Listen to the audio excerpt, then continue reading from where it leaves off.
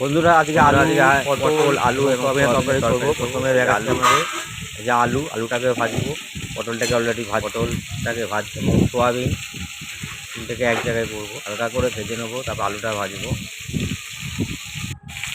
ভেজে নিচ্ছি এবং সোয়াবিনের তরকারি দেখতে পাচ্ছেন, এটাকে ভিজিয়ে রেখেছি। এবার আলুটাকে ভাজবো। সোয়াবিনটাকে জলে ভিজিয়ে রেখেছি হালকা গরম জলে।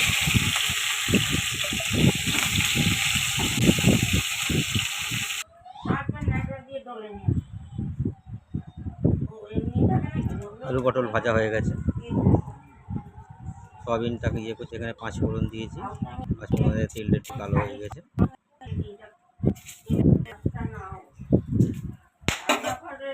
এর মধ্যে সব এক এক করে মশলা দেবো। আদা বাটা, লঙ্কা বাটা, এখানে সব রকম মশলা আছে। এখানে টমেটো কুচি আছে, টক দই আছে, জিরে মশলা আছে, হলুদ আছে।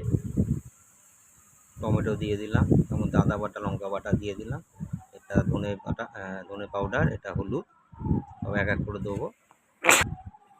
দিয়ে মিশ্রণ তৈরি হয়ে গেছে। এবার যে ভাজা জিনিসটা আছে, এই ভাজা জিনিসটা আমি এখানে দিয়ে দেবো। টক দইটা দিলাম, 2 চামচ টক দই দিলাম, খেতে টেস্টটা হবে এই কারণে।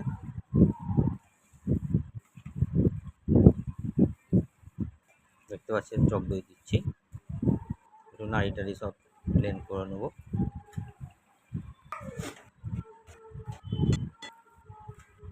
এতে স্বাদটা খুব সুন্দর হবে।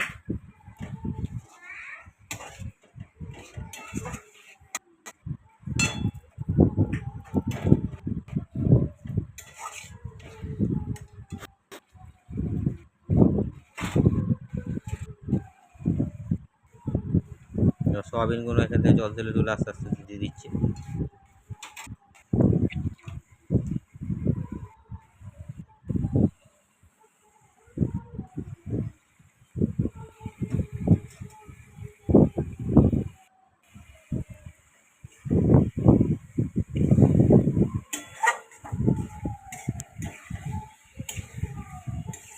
নিয়ে নাড়িয়ে নিচ্ছি মিশ্রণটাকে।